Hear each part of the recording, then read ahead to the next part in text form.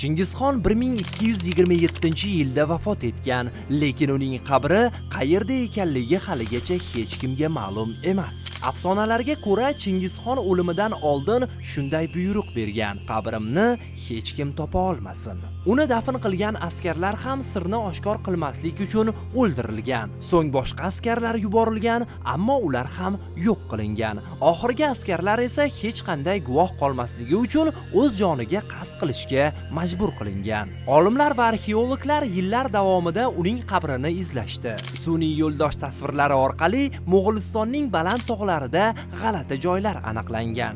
Mahalliy aholining afsonalarida Chingizxonning qabri Burxan Xaldun tog'lari yaqinida joylashgani aytiladi. Qiziq tomoni, Mo'g'uliston hukumati bu hududda qazish ishlari olib borishga ruxsat bermaydi. Chingizxonning qabri topilsa, bu butun tarixni o'zgartirishi mumkin. Lekin ehtimol bu sir abadiy saqlanib qoladi. Sizningcha, Chingizxon qayerga dafn etilgan?